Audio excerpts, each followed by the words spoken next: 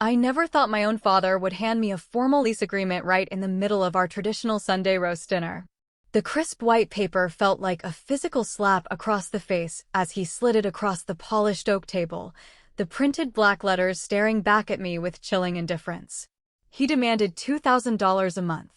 This was not framed as a polite suggestion or a gentle request to help out with the rising cost of groceries. It was a mandatory, non-negotiable fee to continue sleeping in my own childhood bedroom. Across the table, my younger sister Merritt sat twirling her silver fork into a pile of mashed potatoes. A tiny, unmistakable smirk played on her glossy lips, her eyes dancing with a sick sense of victory. She was 26 years old, contributing $0 to the household, and living in the fully furnished master suite down the hall that our parents had renovated just for her. I was 28, working grueling 12-hour shifts as an emergency room nurse, coming home with aching bones and bruised feet. And suddenly, I was the one being presented with a massive bill. When I stared at the paper, my chest tightening with a suffocating mix of shock and immediate fury, my mother Tamsin reached over and patted my father's hand. She looked at me with that gentle, condescending smile she always reserved for moments when she was about to deliver a crushing blow disguised as maternal wisdom. "Sloane is strong. She can take care of herself," my mother said, her voice dripping with fake empathy that made my skin crawl. "Merritt is sensitive. She needs her family to shelter her from the harsh world. You have a stable job now, Sloane. It is time you paid your fair share to live under this roof." That single sentence echoed in my head, bringing back a lifetime of agonizing memories that I had tried so hard to bury. It was the exact same twisted logic they used 3 years ago when they threw a massive, catered party for Merritt just because she hit 10,000 followers on her TikTok account. That ridiculous party cost them $3,000. They hired a local DJ, rented a luxury photo booth, and bought her a designer dress that cost more than my entire nursing uniform wardrobe. Just 1 week before that extravagant party, I had walked across the stage at my university to receive my nursing degree. It was the culmination of 4 years of sleepless nights, study groups, and clinical rotations that pushed me to the brink of exhaustion. I looked out into the crowded auditorium that day, searching the sea of faces for my family. The 3 seats I had carefully saved for them remained empty for the entire ceremony. They told me later that evening, without a hint of genuine remorse, that they were too busy helping Merritt plan her influencer aesthetic for her big milestone to make it to my graduation. Growing up as the eldest meant I was the designated workhorse. I was the invisible pillar holding up the roof while Merritt danced in the living room. When I turned 18, I worked back-to-back night shifts at a greasy local diner, smelling like stale French fries and bleach, just to afford a rusty, beat-up Honda Civic that stalled at every red light. I paid for my own gas, my own insurance, and my own repairs. When Merritt turned 18, a brand new shiny sports car with a giant red bow mysteriously appeared in our driveway, fully paid for by my parents. They explained it away by saying she needed reliable transportation for her mental health and social anxiety. Now, staring at this ridiculous lease agreement, the blatant favoritism hit me harder than ever before. I looked at Harrison, my father. He was a senior accountant, a man who measured love and worth in spreadsheets, tax brackets, and profit margins. He sat there adjusting his wire-rimmed glasses, waiting for me to sign away a massive chunk of my hard-earned nursing salary. He explained matter-of-factly that since I was making good money at the hospital, I was a financial liability to the household if I did not contribute heavily. Meanwhile, Merritt spent her days locked in her premium bedroom, filming makeup tutorials that barely broke 100 views, claiming she was building a digital empire. Her empire was built entirely on my parents' endless credit lines and blind devotion. I wanted to scream. I wanted to tear the lease agreement into a million tiny pieces and throw it in their faces. My hands were shaking so hard I had to press them flat against my thighs under the table just to hide the tremors. The injustice was suffocating, burning in my throat like battery acid. I had spent the last 12 hours dealing with trauma patients, covered in sweat and doing CPR on strangers, only to come home to a family that saw me as nothing more than a convenient revenue stream.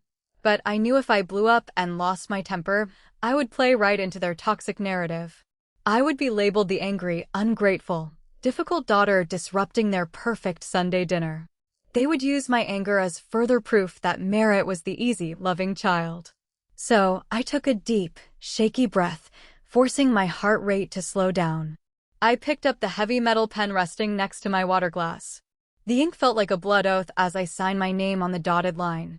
As I handed the paper back to my father, I caught a fleeting glance passing between him and my mother.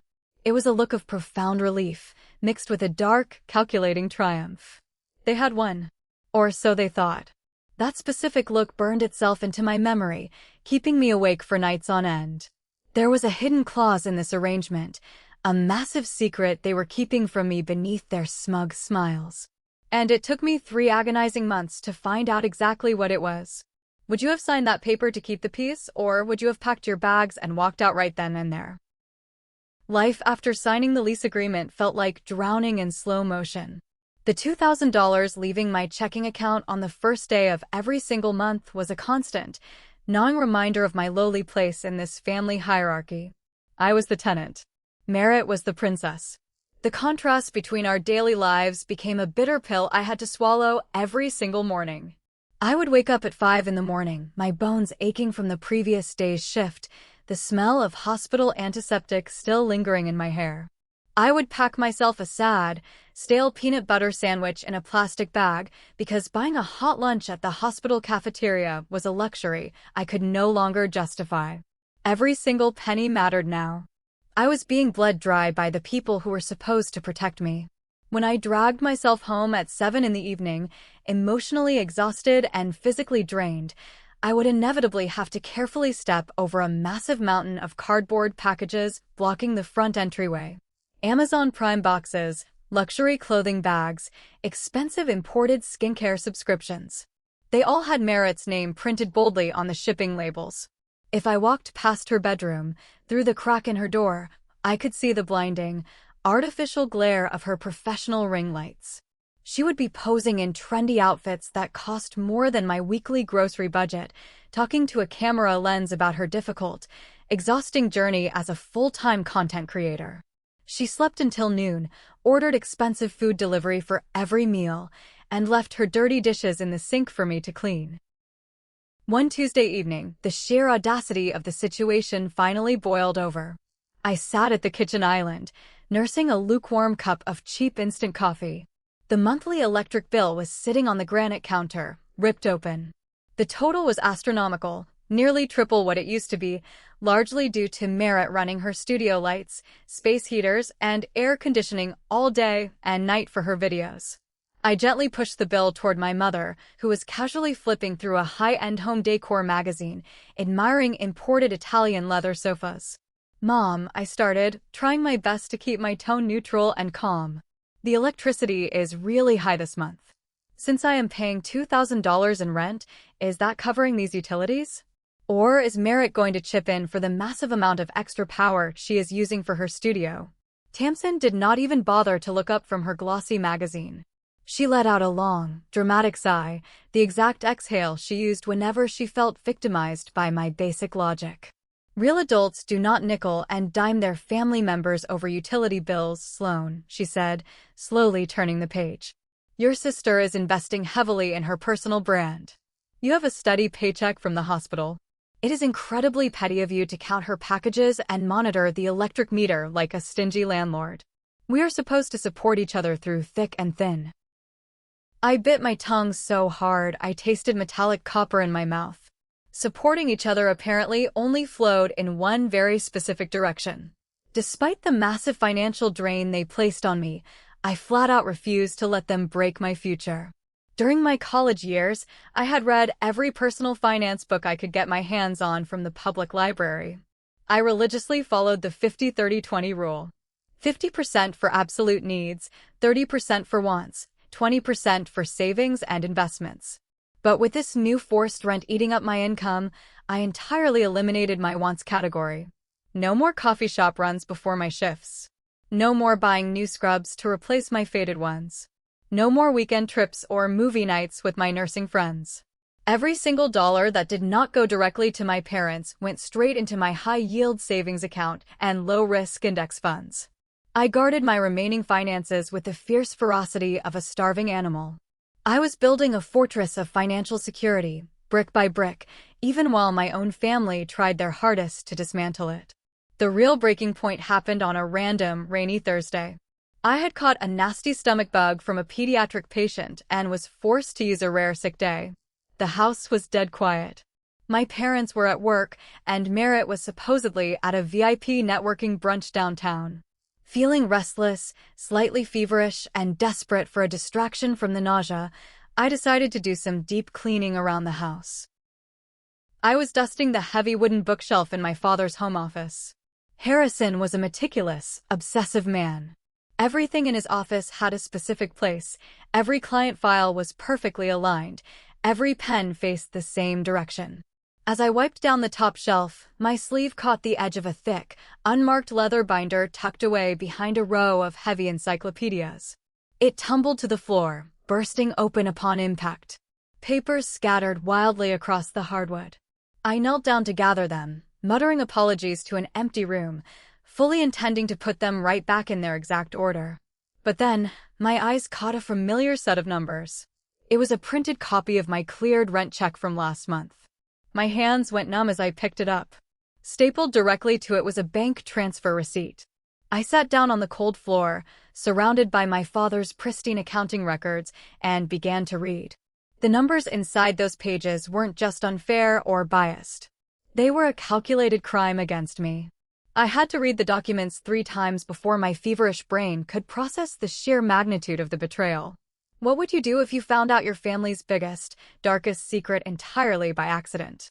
The silence in my father's office was deafening, broken only by the sound of my own ragged, uneven breathing as I sifted through the confidential documents scattered on the floor. I pulled out a thick stack of printed bank statements from the past 3 months. I traced the lines with a trembling finger. Every single month on the second day, right after my $2,000 rent check cleared into my parents' joint checking account, an identical amount of $2,000 was electronically transferred out. I followed the destination account number listed on the right side of the page. The transfer description was printed in bold, undeniable ink. It read, Merit Business and Lifestyle Fund. My stomach plummeted, a sickening wave of nausea washing over me that had nothing to do with my stomach bug. Not a single dime of my hard-earned rent money was going toward the house mortgage. It was not paying the water bill, the skyrocketing electricity, or the weekly groceries. My parents had effectively turned me into an involuntary, unknowing sugar mama for my spoiled sister. They were extracting my nursing salary, the money I earned by staying on my feet for 12 hours a day saving lives, and funneling it directly into Merritt's pocket to fund her delusional influencer lifestyle. But the horror did not stop there. The rabbit hole went much, much deeper. I dug further into the leather binder, my heart pounding against my ribs, and pulled out a thick, terrifying legal document from a major national bank. It was a second mortgage agreement on our family home. I scanned the rigid terms and conditions. My parents had taken out a massive loan for $40,000 against the equity of the house. Clipped to the back of the loan paperwork was a business proposal. It was a glossy, poorly designed, amateur pitch deck for a luxury makeup startup Merritt had tried to launch 2 years ago. I remembered that spectacular disaster vividly. She had convinced my parents to order thousands of custom-branded eyeshadow palettes from a cheap overseas manufacturer, entirely convinced she was going to be the next self-made beauty mogul. When the palettes arrived, they were filled with cheap, chalky powder that caused severe allergic reactions and chemical burns to the few people who actually bought them. The business folded in a month. The entire remaining inventory of toxic makeup was currently rotting in cardboard boxes in our garage, gathering dust and spiderwebs. The pieces clicked together with sickening, devastating clarity. My parents had mortgaged their own future, putting their actual home at risk to fund Merritt's failed, poorly researched business venture. And now, they were drowning in high-interest debt. I flipped to the payment schedule on the second mortgage. The required monthly repayment to the bank? Exactly $2,000. I was paying for Merritt's catastrophic failure. My parents had trapped me, using emotional guilt, family duty, and the threat of eviction to bail them out of a financial disaster caused entirely by my sister's reckless entitlement. They did not want to teach me responsibility or prepare me for the real world. They needed a desperate financial bailout, and they saw me as their very own personal, endless ATM machine. I sat there on the hardwood floor for a very long time. I didn't cry. The time for tears had passed years ago, right around the time they forgot my nursing graduation to buy party balloons for TikTok. Instead, a cold, icy fury washed over me. It started deep in my chest and spread to my fingertips, sharpening my senses. It was a clarifying, empowering anger, a profound realization that I owed these people nothing. Not my money, not my loyalty, and certainly not my peace of mind. I carefully took my smartphone out of my sweatpants pocket and began to photograph every single page. Every bank statement, every loan document, every transfer receipt, every page of that ridiculous makeup pitch deck. I made sure the lighting was perfect, the focus was sharp, and the text was undeniably legible. I created a secure, hidden folder in my encrypted cloud storage and uploaded everything, locking it behind a complex password. Then, with meticulous, surgical care, I restacked the papers in their exact original order, placed them back into the leather binder, and tucked it perfectly behind the heavy encyclopedias, exactly as I had found it. I smoothed out the dust on the shelf so no one would ever know it had been touched. I walked out of that office a fundamentally different person. I was no longer the invisible workhorse daughter trying to earn their impossible love. I was a soldier trapped behind enemy lines, gathering intelligence. If they saw me as nothing more than an ATM, it was time to make my final, devastating withdrawal. But first, I needed to know exactly how much ammo I had in my arsenal. How long could you pretend everything was perfectly normal while secretly plotting your ultimate escape from your own family? The following week, I maintained the illusion of the obedient daughter perfectly. It took every ounce of self-control I possessed, but I smiled at dinner, I washed my own dishes in the sink, and I handed over my $2,000 rent check on the first of the month without a single word of protest or a hint of hesitation. I watched Merritt snatch a new designer handbag from the mail carrier on Tuesday and felt nothing but cold, calculated anticipation. On a rare, sunny afternoon off from the hospital, I decided to treat myself to a proper, expensive latte at a boutique cafe across town, far away from my toxic neighborhood. I needed to get out of that house and breathe clean air. As I stood at the counter waiting for my order, admiring the local art on the walls, I heard someone call my name. Sloan? Hey, Sloan. I turned around to see Declan. He was Merritt's boyfriend of about 8 months. He was a decent, quiet guy, maybe a little naive, working as a software developer for a local tech firm. He walked over to me, looking incredibly awkward and shifting his weight from foot to foot. His eyes darted around the cafe, and his posture screamed uncomfortable pity. It was the exact kind of look you give a wounded, dying animal on the side of the road. "Hi, Declan," I said, forcing a polite, easy smile. "How are you doing?" "I am doing good," he said, stepping closer and lowering his voice conspiratorially, as if we were discussing state secrets. "I just wanted to say that I think it is incredibly brave of you to be out and about today. Merritt told me everything. I just want you to know I am rooting for you, and if you ever need someone to talk to, I am here." I blinked, genuinely confused by his solemn tone. Rooting for me? With what exactly? Declan looked around uncomfortably again, running a hand through his hair, as if he was afraid of being overheard by the barista. "You know, your recovery process. It takes a massive amount of strength to fight severe addiction. And losing your nursing license, that must have been utterly devastating for you.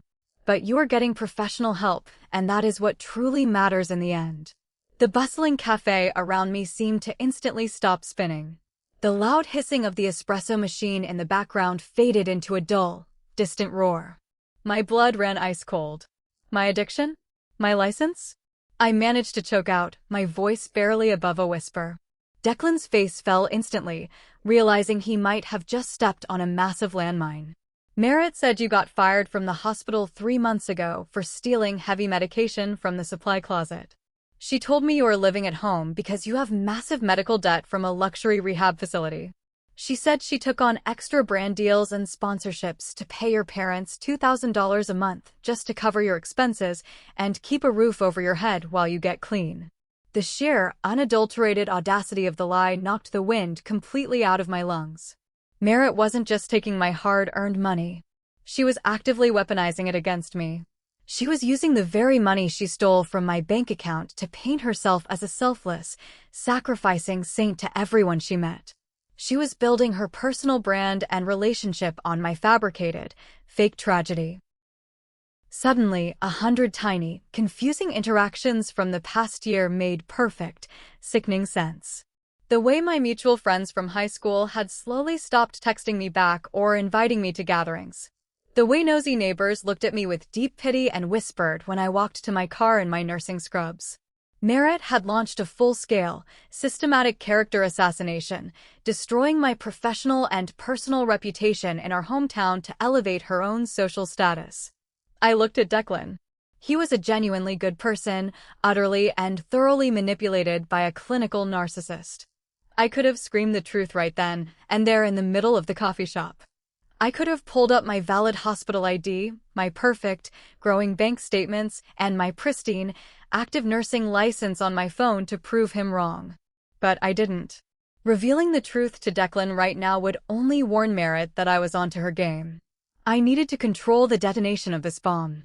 "Thank you, Declan," I said, my voice eerily calm and steady. "Merritt is really something else.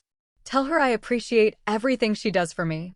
Declan smiled, looking visibly relieved that I was handling the conversation so well. I grabbed my hot coffee from the counter, my knuckles turning stark white around the cardboard cup. Merritt wasn't just stealing my money anymore. She was stealing my life, my reputation, and my dignity. I smiled, thanked Declan again, walked briskly to my car, locked the doors, and immediately called a real estate agent. How far would someone go to destroy your reputation just to make themselves look like a hero? Sitting in the driver's seat of my car in the coffee shop parking lot, my heart pounding a furious rhythm against my ribs, I pulled out my laptop and logged into my secure financial accounts. It was time for a brutal, honest, and comprehensive audit of my life. For years, my parents had treated me like a financial burden, a struggling child who barely scraped by and needed their roof for survival. Merritt painted me as a destitute addict. But the reality of my strict 50-30-20 rule was staring back at me in bright, undeniable green numbers on the screen.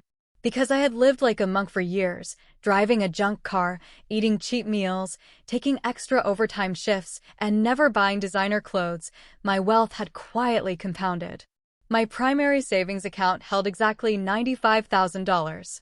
My emergency fund was fully stocked with 6 months of living expenses. My hospital retirement account had grown to $35,000 thanks to aggressive employer matching. My credit score was a pristine, flawless 800. I was not the struggling, pathetic addict Merritt portrayed me to be to her boyfriend and our friends.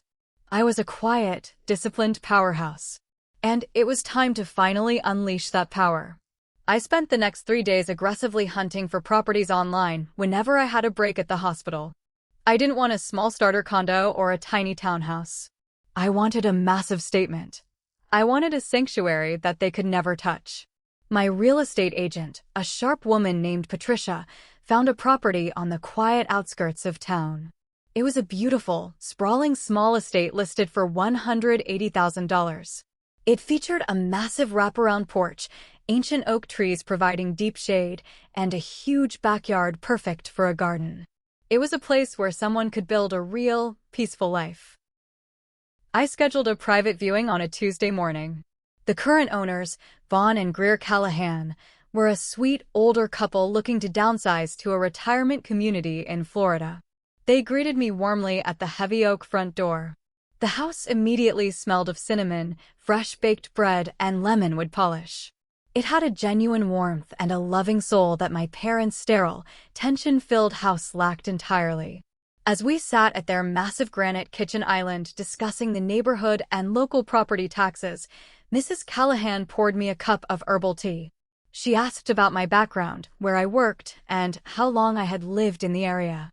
When I mentioned my last name and that I had grown up on the north side of town, her warm, welcoming smile faltered slightly. She exchanged a heavy, loaded, and deeply uncomfortable glance with her husband. "Are you related to Merritt?" Greer asked, her voice tightening, the warmth draining from her tone. I braced myself for another round of fake pity about my supposed drug addiction. "She is my younger sister," I replied carefully. Von Callahan cleared his throat, leaning forward and resting his elbows on the counter. "We usually do not mix personal matters with real estate transactions, but you seem like an honest, hardworking young woman. Your sister dated our youngest son, Thomas, 2 years ago." I vaguely remembered Thomas. He was a sweet, quiet guy who worked in construction and disappeared from Merritt's highly curated social media feed very suddenly, without any explanation. Greer's eyes flashed with residual, protective anger. "She convinced our Thomas to invest heavily in her makeup business. She swore to him it was a guaranteed return on investment. She took $5,000 directly from his savings, money he had put aside working hard labor for a down payment on a work truck. When the business failed spectacularly, she completely ghosted him. She blocked his number, spread vicious rumors around town that he was stalking her, and refused to pay back a single cent. It nearly broke our boy's heart and ruined his trust in people." I sat there on the bar stool, paralyzed by the sheer, expanding scope of my sister's destruction. The family reputation in this town wasn't just damaged by her elaborate lies about my mental health, it was thoroughly shredded by her actual, documented financial scams. She was a menace. "I am profoundly and deeply sorry for what she did to your son," I said, looking them both dead in the eye, refusing to look away. "My sister is not a good person, and I am currently doing everything in my absolute power to separate myself from her and my family entirely. I am starting over." Vaughn studied my face for a long, quiet moment, reading my expression. He saw the raw truth and the exhaustion in my eyes, then nodded slowly. "I loved the house. I loved the peaceful energy of it. I looked at the Callahans and made my final decision. I did not want to wait for lengthy mortgage approvals. I did not want 30 days of bank underwriting where my parents might somehow snoop through my mail, find out about the purchase, and attempt to sabotage me. I want to make an offer right now," I said firmly, my voice unwavering. "I will pay the full asking price of $180,000. And I will pay entirely in cash. I want to close the deal and get the keys in exactly 2 weeks." The Callahans were stunned into silence, but their shock quickly turned to immense joy. A cash offer meant no stressful appraisals, no financing contingencies falling through, and a rapid closing process. It was a done deal. I drove home that afternoon feeling lighter and freer than I had in years. I was going to be a homeowner. I was going to be free from the $2,000 extortion. But just as I signed the final purchase agreement electronically on my phone while sitting in my driveway, a much sicker, darker secret sitting in my father's hidden safe pushed me into a desperate race against time. What would you do if you realized your escape window was closing much faster than you originally thought? That coming weekend, my parents and Merritt announced over dinner that they were taking a spontaneous 3-day trip to a luxury spa resort up in the mountains. They claimed they desperately needed to decompress from the severe stress of modern life and focus on their wellness. I knew exactly whose money was funding their mud baths, deep tissue massages, and room service champagne. Mine. My rent check was paying for their vacation while I was scheduled to work a double shift at the hospital. The moment their expensive SUV pulled out of the driveway and disappeared down the street, the entire house felt fundamentally different. The oppressive, heavy atmosphere vanished, replaced by a tense, vibrating silence. I had the place entirely to myself, and I had a critical mission to complete before they returned. While I had found the bank documents in a simple binder on the shelf, I knew my father had a real, heavy-duty, fireproof combination safe hidden in the floor of his master bedroom closet, concealed under a thick Persian rug. I had known the combination since I was 14 years old. I had caught him opening it once and memorized the sequence of numbers out of pure, rebellious teenage curiosity. I had never dared to open it before. But today was the day all the rules changed. I walked into their closet, pulled back the heavy rug, and knelt on the floor. I spun the dial. 32, right? 14, left. 7, right? The heavy metal door clicked loudly and swung open. Inside, the safe was neatly organized.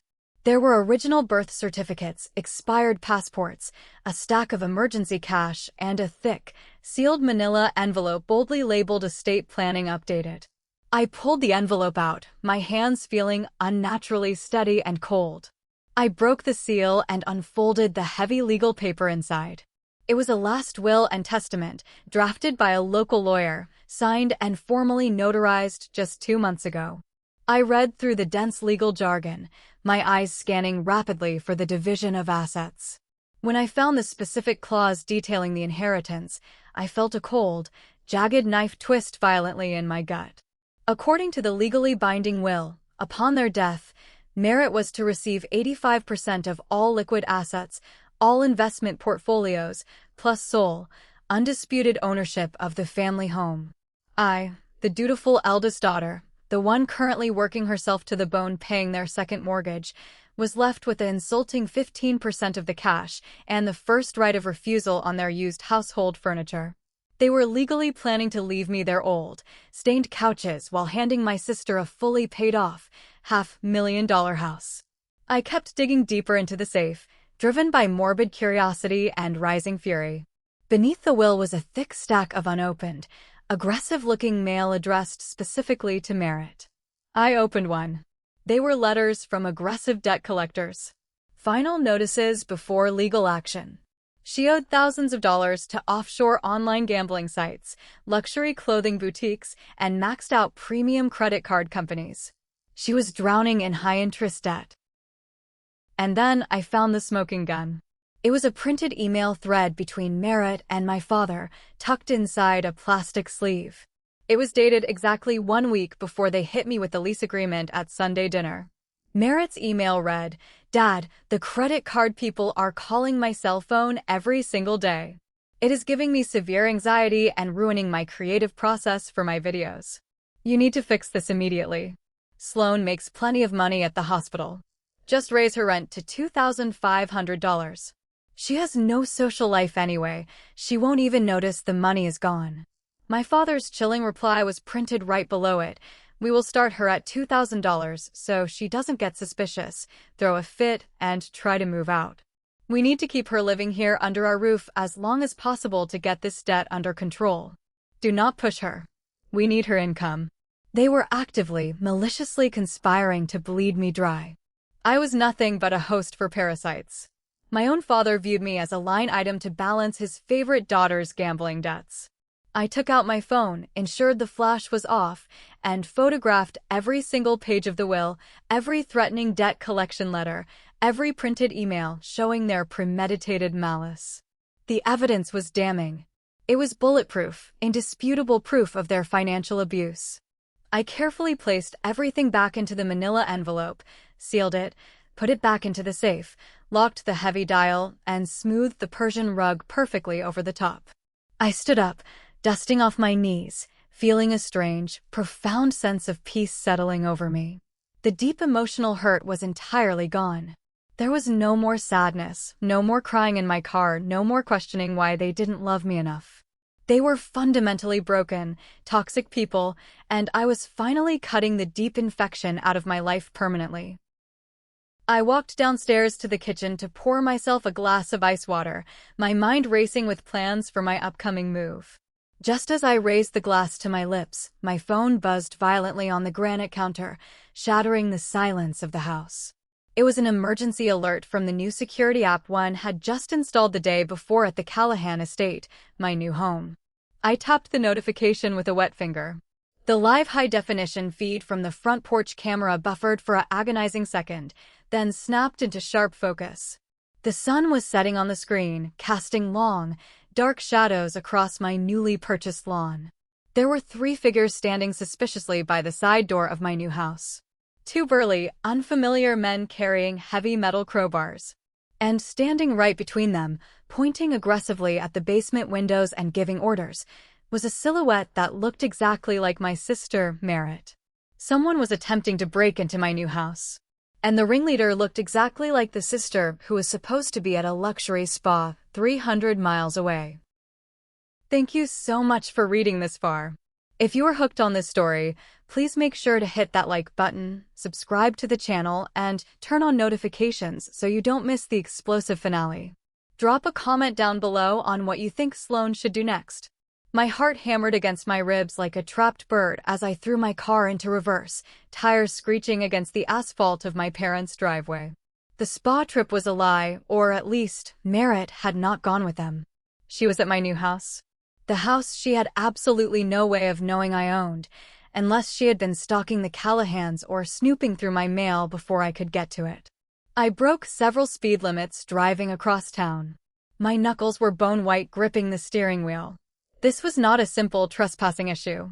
The live feed had clearly shown two men with heavy metal tools. They were trying to break into my sanctuary, the only thing in this world that truly belonged to me.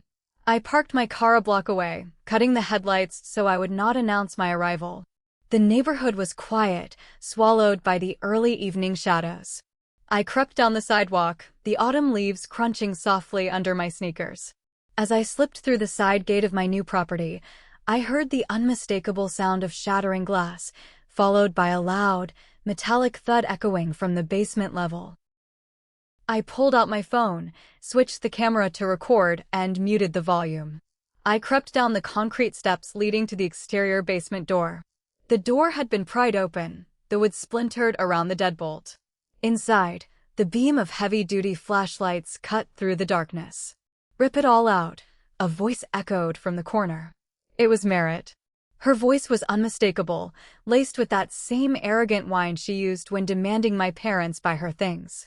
The copper pipes in these old houses are worth a fortune at the scrapyard. Just cut the main line first. I do not want water spraying everywhere and ruining my shoes. I stood in the doorway, my phone recording every single second. She was instructing two rough-looking men, guys I vaguely recognized from the sketchy dive bar on the edge of town, to strip the plumbing from my new home. They thought it was an abandoned property waiting for renovation. They were literally trying to gut my house to sell the scrap metal.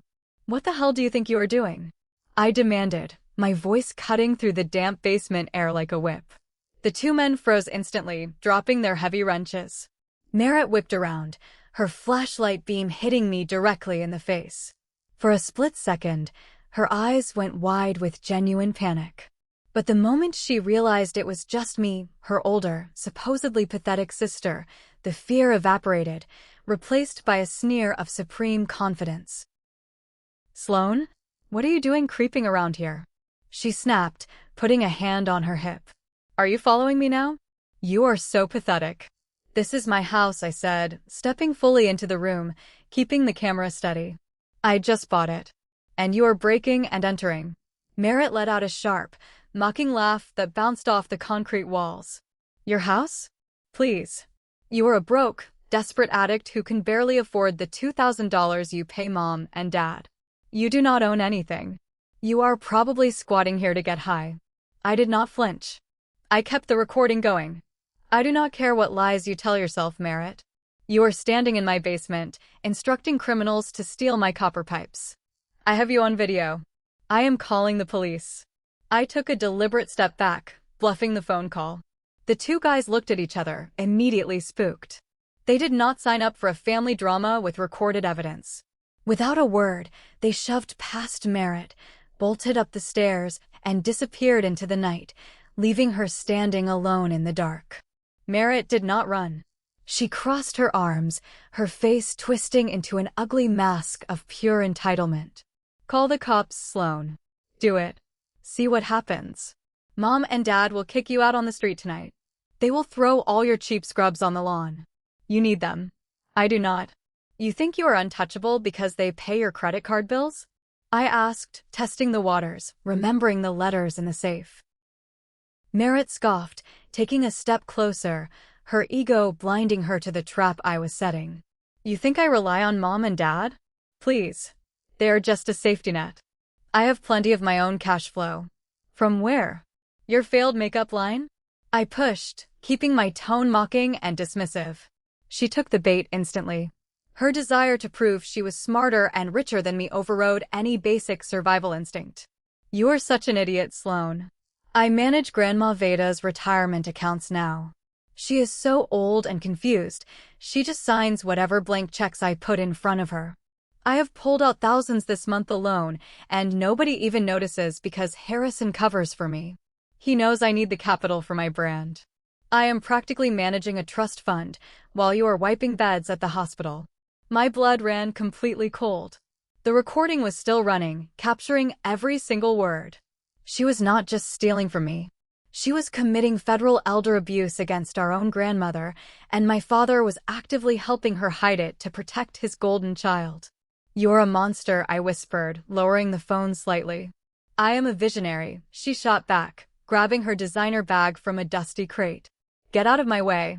And if you say one word about this to anyone, I will tell everyone in town you tried to attack me in an abandoned house during a drug frenzy."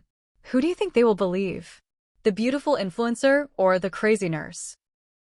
She shoved past me, her heavy perfume lingering in the stale air. I listened to her footsteps fade up the stairs and the sound of her car speeding away. She was entirely convinced she had won. She thought I was terrified of losing my childhood bedroom. She had no idea she had just handed me the key to her absolute destruction. I looked down at my phone. The video was saved. She was right about one thing.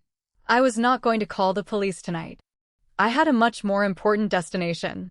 I locked the broken door as best as I could, got back into my car, and typed the address of the Sunset Meadows nursing facility into my GPS. It was time to pay Grandma Veda a late-night visit. The drive to the nursing home was a blur of streetlights and racing thoughts. Sunset Meadows was a quiet, respectable facility on the edge of the county, paid for largely by the pension my late grandfather had left behind. My family rarely visited her. They claimed seeing her deteriorating state was too depressing for their sensitive nerves. I walked through the sliding glass doors, flashing my hospital badge to the night nurse at the front desk. She recognized me from my occasional visits and waved me through. The hallways smelled faintly of lavender and sterile wipes. I knocked softly on the door of room 212. "Come in," a crisp, sharp voice called out. I pushed the door open. Grandma Veda was not asleep. She was sitting in her reclining armchair under a bright reading lamp, wearing a pristine silk robe, working on a complex crossword puzzle. At 82 years old, her body might have been failing with arthritis, but her mind was as sharp as a newly honed scalpel. "Sloane, my dear," she said, looking up over her reading glasses. "It is nearly 10 at night. To what do I owe the pleasure of a visit from my favorite, and frankly, my only hard-working grandchild?" I sat down on the edge of her perfectly made bed. I did not know how to break the news gently, so I just laid my phone on her side table. "Grandma, I need to ask you something very serious. Has Merritt been coming around here with bank documents? Has she been asking you to sign checks?" Grandma Veda stopped writing. The warmth in her eyes vanished, replaced by a cold, hardened sorrow. She carefully placed her pen down on the puzzle book. She did not look surprised. She looked tired. "Go to the bottom drawer of my dresser, Sloane," she instructed, pointing a crooked finger across the room. "Underneath the extra winter blankets. Bring me the red leather notebook." I did as she asked. The notebook was heavy, bound in worn leather. I handed it to her. She opened it and passed it to me. Inside were meticulous, handwritten records. Dates, check numbers, and exact dollar amounts. Beside every single entry was a note describing the excuse Merritt had used to extract the money. Emergency car repairs. Website hosting fees. Legal threats from a fake manufacturer. Over the past 8 months, Merritt had drained exactly $18,000 from Veda's supplementary retirement account. "I knew she was stealing," Veda said quietly, her voice devoid of any frailty. "I am old, Sloane, but I am not stupid. The first time she asked for $500, I gave it to her because she cried. The second time she brought a blank check and said she needed to pay a medical bill. I called the bank the next day. The check cleared for $2,000. Why didn't you tell someone? Why didn't you call the police?" I asked, my heart breaking for her. Veda let out a bitter, humorless laugh. I told your father. I called Harrison the very next morning. Do you know what my son told me? He told me that my memory was slipping. He suggested that if I started making wild accusations against my own granddaughter, the family might have to seek legal guardianship over me and move me to a lockdown facility for dementia patients. He threatened to take away my freedom if I exposed his precious daughter. The absolute cruelty of my father struck me like a physical blow. He had blackmailed his own elderly mother to protect a thief. I pulled out my phone and played the video of Merritt bragging in the basement. I watched Veda's face as she listened to her granddaughter boast about robbing her blind. Veda did not cry. Her jaw set into a firm, rigid line. I have been waiting for someone to catch her, Veda whispered, closing the red ledger. I knew Harrison would never do it.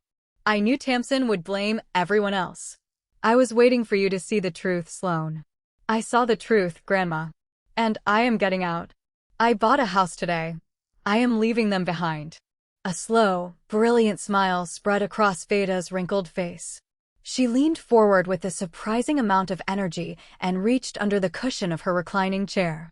She pulled out a thick, sealed bank envelope and pressed it firmly into my hands. What is this? I asked, feeling the heavy stack of paper inside. I knew they would drain my checking account eventually, Veda said, her eyes flashing with defiance. So every month, when my Social Security came in, I requested a portion in cash. I hid it here. There is $8,000 in that envelope. It is for you, Sloane. Go buy yourself some beautiful, sturdy furniture for your new home. Buy a comfortable couch. Because I want to sit on a very comfortable couch when we watch this entire family burn to the ground. I tried to refuse the money, but she would not hear it. We spent the next hour forming a plan. A solid, foolproof plan to extract ourselves from the toxic web my parents had woven. As I stood up to leave, tucking the envelope safely into my purse, Veda grabbed my hand. Her grip was surprisingly strong. They think we are weak because we do not scream and shout like they do, she said softly. It is time to show them how loud silence can be. I drove home that night feeling invincible. I pulled into my parents' driveway, looking up at the dark windows of their house. I was ready. It was time to play the loser one last time. The final play begins tomorrow. The next evening, my parents and Merritt returned from their mountain spa retreat. They walked through the front door smelling of eucalyptus and expensive essential oils, laughing about a joke the massage therapist had made. I was sitting at the kitchen table, staring blankly at the wall, waiting for them. I had spent 20 minutes in the bathroom rubbing my eyes until they were bloodshot. I messed up my hair, wore my most faded, baggy scrubs, and slumped my shoulders to look utterly defeated. Mom, Dad, I said, my voice trembling with practiced vulnerability. I need to talk to you. Both of you. And Merritt. Harrison sighed, dropping his leather overnight bag on the floor. He checked his luxury watch. Make it quick, Sloane. We had a very relaxing weekend, and I do not want your negative hospital energy ruining the vibe. They gathered around the kitchen island. Merritt poured herself a glass of sparkling water, rolling her eyes in anticipation of whatever drama she thought I was about to create. I took a deep, shuddering breath, forcing a single tear to spill over my cheek. I got called into the director's office today, I whispered, staring down at my hands. There was an incident. A severe medication error with a patient. They are launching a full medical board investigation. The kitchen went dead silent. For a brief, fleeting second, I thought I saw genuine concern flash across my mother's face. But it vanished just as quickly, replaced by cold, hard panic. What does that mean? Harrison demanded, his accountant brain immediately calculating the risk. Are you fired? I am suspended indefinitely, without pay, pending the investigation, I lied flawlessly. And if the board finds me guilty, I will lose my nursing license permanently. I have no income starting today. Tamsin gasped, clutching her chest. Oh my God, the scandal. What will the neighbors say if a police car shows up here? I wiped my fake tears. I do not care about the neighbors, Mom. I care about how I am going to survive. I cannot pay the $2,000 for rent this month. My savings are completely wiped out from covering my living expenses and my car repairs. I have nothing left. I need help. This was the ultimate test. The blind test. If there was even a shred of parental love left in their bodies, this was the moment they would tell me it was okay. That family takes care of each other in a crisis. That the rent did not matter. Instead, Harrison slammed his hand on the granite counter. This is completely unacceptable, Sloan. We have a budget. We have expenses that rely on your contribution. You cannot just decide to be incompetent at your job and drop this financial burden on us. I looked at him, my expression a mask of devastation, while internally, I was recording every single word. Dad, I could lose my career. I could be facing legal action. Tamsin stepped forward, her face stern and unforgiving. Well, you need to find a solution, Sloan. You cannot expect us to foot the bill for your mistakes. There are places downtown that do payday loans. The interest is high, maybe 30% or 40%, but they give you cash the same day. You need to go down there tomorrow, take out a loan, and give us our $2,000. We are not a charity. My own mother was telling me to take out a predatory loan that would ruin my credit for a decade, just so she could keep funneling cash to Merritt. Speaking of Merritt, she finally chimed in from the edge of the room. She was leaning against the refrigerator, a malicious, gleeful smile spreading across her face. You know, Dad, if Sloan is going to be sitting at home all day unemployed, she should make herself useful, Merritt said casually, examining her manicured nails. My brand is expanding. I need a personal assistant. She can clean the house, do the laundry, cook my meals, and steam my outfits before I film. She can work as my maid to pay off her debt to the family. It is only fair. I stared at my sister. She was actually proposing indentured servitude. She wanted me to wash her dirty underwear to earn the right to sleep in my childhood bed, while she spent the money she stole from our grandmother. Tamsin nodded thoughtfully. That is actually a very mature and generous offer, Merritt. Sloan, you should be grateful your sister is willing to give you a purpose during your suspension. I looked at the three of them. A father who demanded blood money, a mother who suggested financial suicide, and a sister who wanted a slave. There was absolutely nothing left to save here. The bridge was not just burned, the ashes were scattered in the wind. Okay, I whispered, keeping my head bowed in submission. I understand. I will figure it out. I will pack up some of my things in the morning to make room for your studio equipment, Merritt. Harrison nodded in approval. See? That is the accountability we expect under this roof. Now, go to your room. We are exhausted. I walked up the stairs, my head hung low.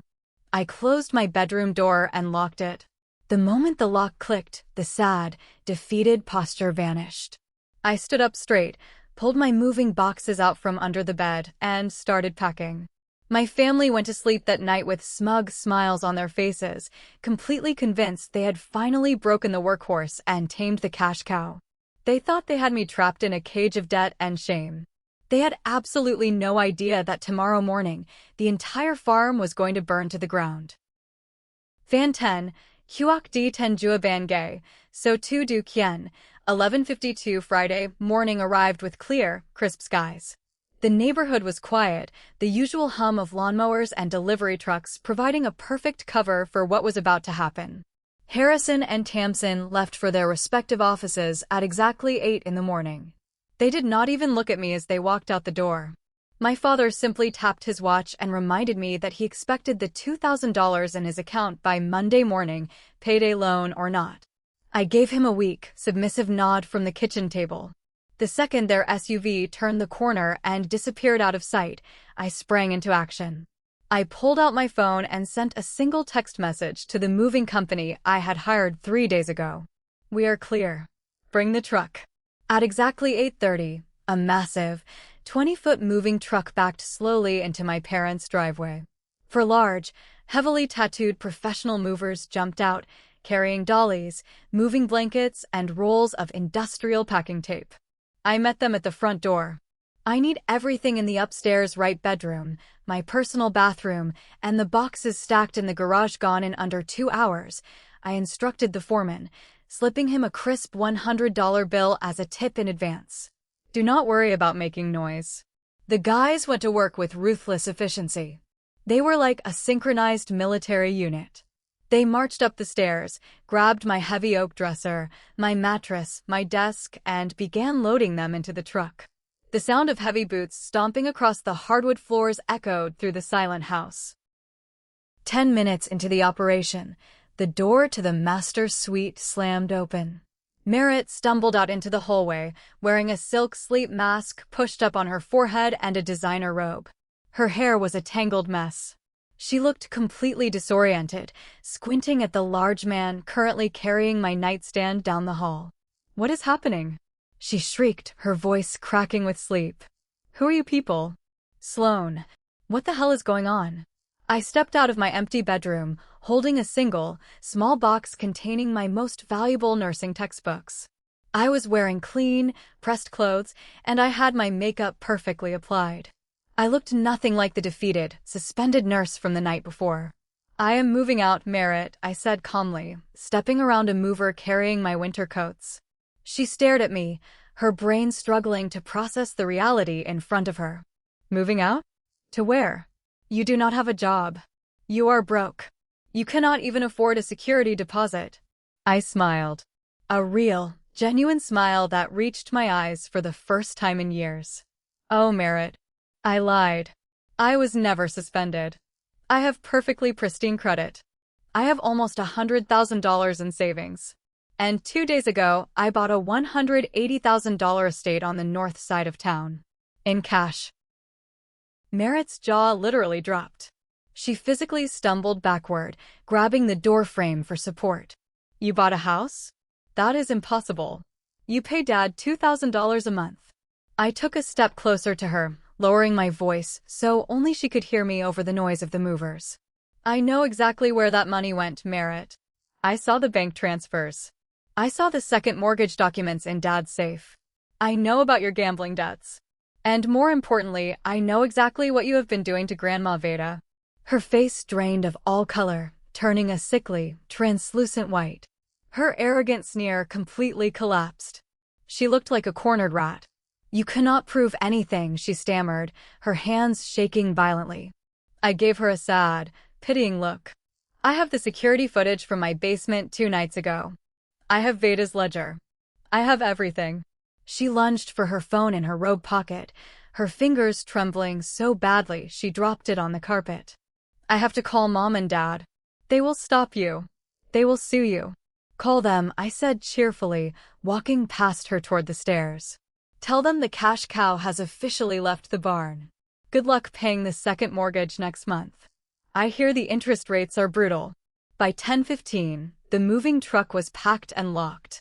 My childhood bedroom was completely stripped bare, leaving nothing but dust bunnies and indentations in the carpet. Before I walked out the front door for the last time, I placed a thick, gold-embossed envelope in the exact center of the kitchen island. Inside was a formal invitation, printed on heavy cardstock. It read, "Sloan formally invites Harrison, Tamsin, and Merritt to a celebratory Sunday dinner at her new residence. To celebrate independence, truth, and the end of an era." Included was the address of my new estate and a strict instruction to arrive at exactly 6 in the evening. I walked out to my car, started the engine, and rolled down the windows. I looked in my rearview mirror as I backed down the driveway.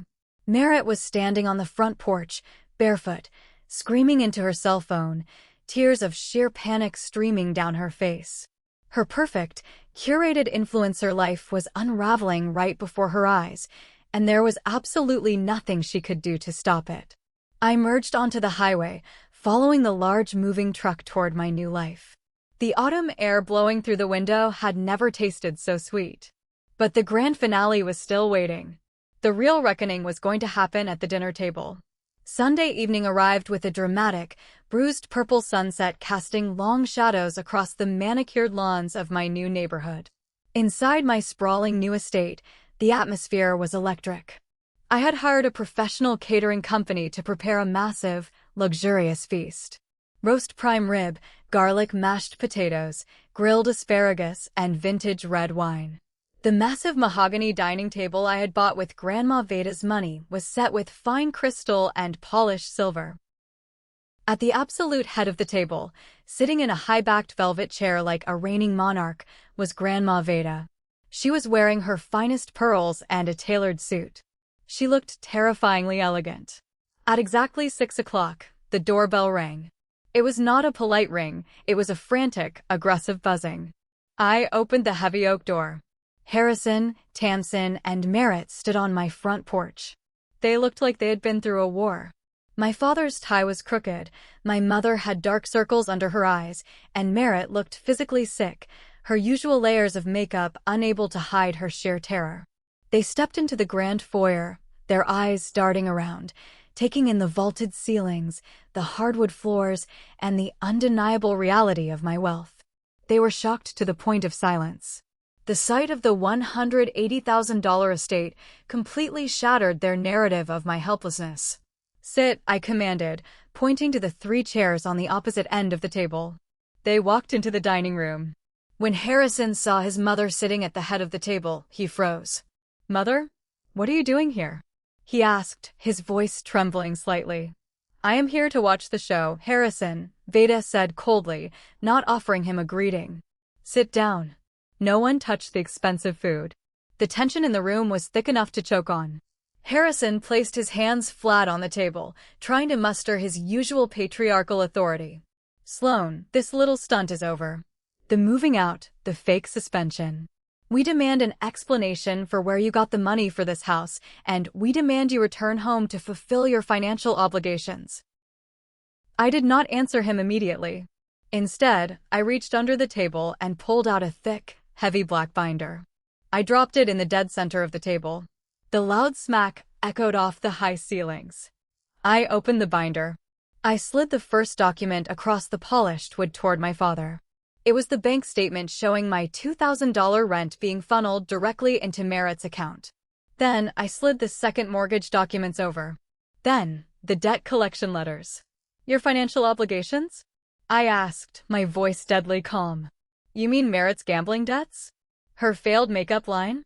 Your second mortgage?" Tamsin gasped, covering her mouth with her hand. "How did you get those?" "Those were in the safe." "You taught me to be resourceful, Mom," I smiled thinly. I turned my attention to Merritt, who was shrinking into her chair, looking at the door as if calculating her escape route.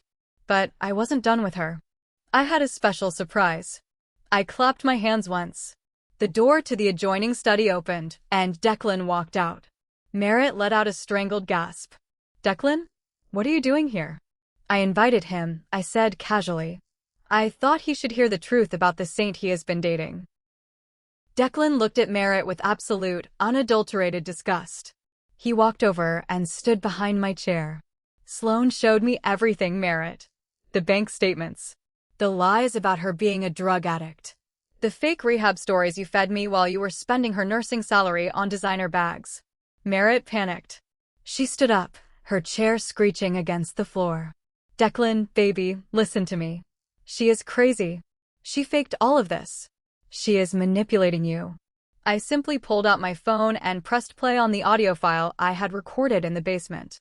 My sister's arrogant voice filled the dining room clearly. "I manage Grandma Veda's retirement accounts now. She just signs whatever blank checks I put in front of her. I have pulled out thousands this month alone, and nobody even notices because Harrison covers for me."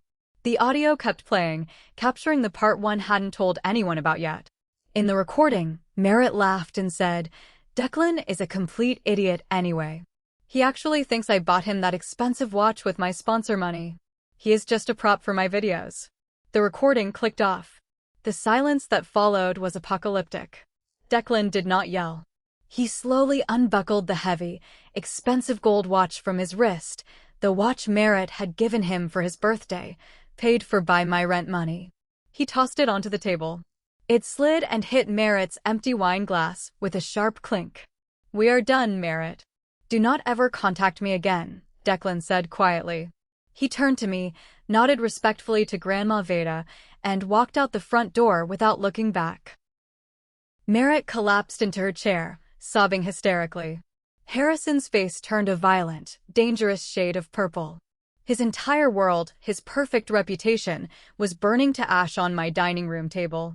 He stood up abruptly, his fists clenched, taking a threatening step toward me.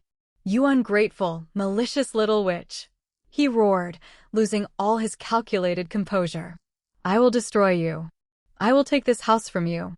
I will sue you for hacking my accounts." He raised his hand, stepping closer. "Sit down, Harrison." Grandma Veda's voice cracked like thunder, freezing him in his tracks.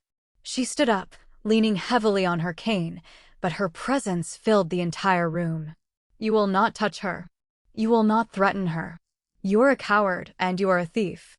"Mother, you do not understand," Harrison pleaded, instantly reverting to a frightened child. "I had to protect Merritt. The debt was ruining her. You protected a criminal by letting her rob me." Veda shouted back, her voice shaking with righteous fury. "You let her steal $18,000 from the woman who raised you. You let her bleed your eldest daughter dry. You are no son of mine." Harrison opened his mouth to argue, but Veda reached into her tailored jacket and pulled out a small, black remote. She pressed the button. Outside, the driveway immediately lit up with strobing red and blue lights. "I called the police 20 minutes ago," Veda said, her voice dropping to a deadly whisper. "I handed my ledger over to the county prosecutor this morning. Medicare fraud and elder abuse are federal felonies, Harrison. They are waiting outside the front door for your precious golden child." Merritt let out a blood-curdling scream of pure terror. Tamsin threw her arms around her daughter, sobbing uncontrollably. The doorbell rang, heavy and authoritative. The police had arrived for the grand finale. The arrest was a chaotic, humiliating spectacle. 2 uniformed officers and a detective walked into my pristine dining room. They read Merritt her rights as she thrashed and screamed, her designer clothes wrinkling as they snapped cold steel handcuffs around her wrists. They escorted her out the front door, past the manicured lawns, and into the back of a flashing cruiser. Several of my new neighbors were standing on their porches, watching the golden child of the family being hauled away for elder abuse. Harrison and Tamsin were left standing in my foyer, completely broken. The detective informed my father that because he had full knowledge of the theft and actively helped conceal it to protect his daughter's lifestyle, he was being formally investigated for criminal conspiracy and accessory to federal fraud. The financial implications were immediate and devastating. The state froze their joint bank accounts the very next morning to secure the stolen funds for restitution. Because they had taken out a second mortgage to fund Merritt's failed business and now had their assets frozen to pay back Grandma Veda, they could not make their monthly payments. Without my $2,000 a month extortion fee, their financial house of cards collapsed instantly. The bank initiated foreclosure proceedings on my childhood home within 3 months. The social fallout was equally brutal. The local news picked up the story of a young influencer arrested for scamming her own elderly grandmother. Merritt's TikTok account was flooded with angry comments and immediately boycotted by her few genuine followers. Her brand was permanently destroyed. Harrison's accounting firm, terrified of the bad PR regarding financial fraud, forced him into early, disgraced retirement. Tamsin stopped going to her country club and her book clubs, entirely too ashamed to face the women she had lied to for years about my supposed drug addiction. My name was completely cleared in our hometown. People who had ignored me for a year suddenly reached out to apologize, but I politely declined their invitations. I did not need fair-weather friends. Months later, the crisp autumn air had turned into a freezing, beautiful winter. I stood in my fully renovated, massive kitchen, pulling a massive roasted turkey out of the double oven. It was Thanksgiving. The house smelled of sage, butter, and genuine warmth. I carried the platter into the dining room. The table was not set for a toxic family. It was set for my chosen family. Patricia, the real estate agent who had helped me buy the house and became a mentor, was pouring wine. Several of my closest nursing friends from the hospital were laughing by the fireplace. And sitting at the head of the table, looking healthier and happier than she had in a decade, was Grandma Veda. With her stolen money returned through court-ordered restitution, Veda had moved out of the nursing home and hired a private, in-home nurse. She spent her days gardening and reading in peace. Just as we sat down to eat, my phone buzzed on the counter. It was a notification from my security camera. The mail carrier had dropped off a certified letter. I walked over and opened it. It was a handwritten letter from my mother. It was stained with tears and smelled faintly of desperation. Dear Sloan, it read. We are losing the house. Merritt is facing serious jail time if we cannot afford the high-profile defense attorney she needs. The public defender is useless. We know you have money, Sloan. We saw the house. We are begging you, as your family, to pay the legal fees. Please, find it in your heart to forgive us. Blood is thicker than water. We need you. I stood in my beautiful kitchen, reading the words of the people who had tried to destroy me. They still did not understand. They still saw me as an ATM, just a final, desperate lifeline to save the daughter they actually loved. I did not feel angry. I did not feel sad. I felt absolutely nothing for them. I walked over to the kitchen island, held the letter over the garbage disposal, and ripped it into tiny, illegible shreds. I flipped the switch, letting the grinding blades chew up the last remaining ties to my toxic past. I washed my hands, dried them on a fresh towel, and walked back into the dining room where my real family was waiting. Blood might be thicker than water, but loyalty, respect, and peace are thicker than blood. I had built a fortress that no one could breach. I had survived the extortion, the lies, and the betrayal, and I had come out on the other side owning my own life, entirely in cash. The peace I felt in my own home represented more than just financial independence or a comfortable living space. It reflected the deeper, profound satisfaction of knowing that I had found the courage to confront massive family dysfunction and create the life I truly deserved, even when that process required making incredibly difficult decisions and isolating myself from the people I was supposed to love. Have you ever found yourself in a situation where family members tried to take advantage of your success or generosity? How did you handle setting firm boundaries with relatives who seem to value your financial contributions much more than your emotional well-being? I would love to hear your thoughts, strategies, and personal experiences in the comments below. If this story resonated with you, please give it a big like and subscribe to the channel for more content about overcoming family dysfunction, surviving narcissistic abuse, and building healthy, independent relationships. And do not forget to share this video with anyone who might need the encouragement to finally prioritize their own well-being and create the life they absolutely deserve. Thank you for taking this long journey with me, and I truly hope you find the courage to choose yourself when others refuse to choose you first.